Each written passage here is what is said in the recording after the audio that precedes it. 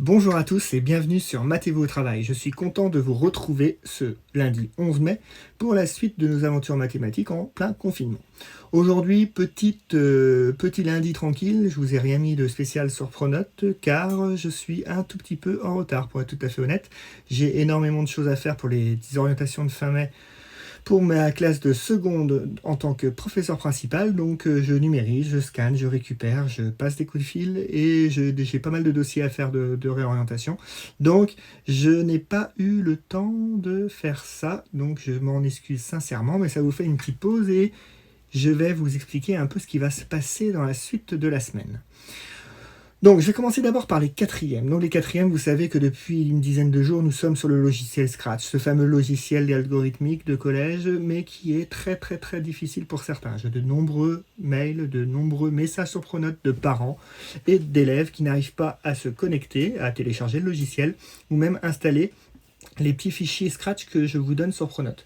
On laisse tomber, je vais vous donner la correction jeudi des activités 1, 2, 3 et du projet jeu vidéo que nous devions faire pour cette semaine, et vous allez me suivre par des capsules vidéo. J'ai commencé ce week-end à faire des capsules de correction de Scratch, et c'est comme ça qu'on va fonctionner pour Scratch. Vous allez vous mettre devant l'ordinateur avec mes vidéos, le cahier d'algorithmique, et je vais faire ça avec vous ensemble. C'est très difficile, normalement ça doit se faire en salle informatique, et c'est vrai que c'est peut-être trop en demander de faire de l'informatique et de l'algorithmique tout seul chez vous avec le cahier d'algorithmique.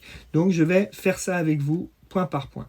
Donc on va conclure l'année avec une séquence qui est à mi-chemin entre la quatrième et la troisième. Normalement on en parle, on n'est pas obligé parce que c'est le cycle 4, un cinquième, quatrième, troisième, du théorème de Thalès, et donc normalement on n'est pas obligé d'en parler en quatrième, on peut attendre le début de troisième pour en parler, mais autant faire ça maintenant, on a le temps. Donc on va commencer, demain je vous mettrai sur Pronote la feuille de route sur le théorème de Thalès. Il y aura une première activité qui sera en lien avec le logiciel GeoGebra. On a déjà utilisé le logiciel GeoGebra, donc il faudra le reprendre, et on va construire un triangle, on va mettre des points sur ce triangle à certains endroits, on va tracer des parallèles, vous allez voir, et on va essayer de mettre en place le théorème de Thalès, découvrir ses propriétés.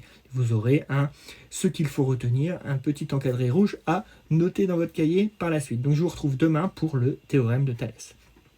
Pour les secondes, nous allons finir l'année avec la dernière séquence. La dernière séquence, c'est l'échantillonnage et l'intervalle de fluctuation. J'en avais déjà parlé un petit peu en vacances de printemps, en deuxième semaine des vacances, mais demain, je vais revenir sur une partie de cours que j'ai un peu simplifiée. Je ferai des exercices vraiment d'application, parce que c'est très important de comprendre en quoi ça consiste l'échantillonnage et à quoi ça sert dans la vie. Vous allez voir, ça sert partout, et c'est vraiment super.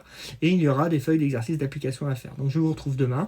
C'est une séquence qui sert un peu partout dans la vie, rien que déjà quand on lit les actualités, le journal, comprendre un petit peu comment ces informations chiffrées sont interprétées et comment vous pouvez vous les s'approprier et les interpréter. Et ça peut servir aussi à ceux qui vont aller en filière technologique ou ceux qui, après une spécialité maths, iraient dans la finance et travailleraient avec les valeurs numériques. C'est pas mal de comprendre pourquoi parfois, en réfléchissant sur un simple échantillon, on peut comprendre ce qui se passe sur la totalité de la population. Donc je vous retrouve demain pour ce sujet. Les premières STI 2D, c'est pareil, on a pas mal avancé sur le programme. C'est ça que j'aime bien avec les filières technologiques, c'est qu'on peut revenir sur plein de choses, on peut aller assez vite et prendre notre temps. Le programme n'est pas très très dense, le programme du tronc commun en première STI 2D, et donc là finalement on est bon. Donc je pense qu'on va commencer à faire des sujets de bac. On va reprendre un petit peu tout ce qu'on a fait dans l'année pour pas perdre le fil. Comme je vous l'avais dit, j'avais une bibliothèque de sujets là, pour vos E3C quand vous avez passé votre épreuve de bac.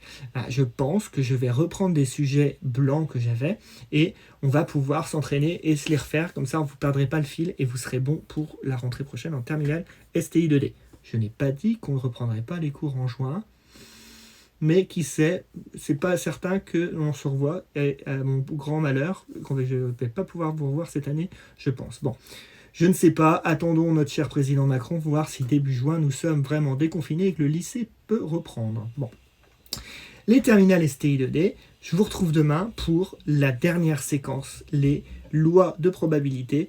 On en avait déjà parlé, on en a déjà fait un tout petit peu en exercice, on avait fait un TP les derniers jours de cours en présentiel.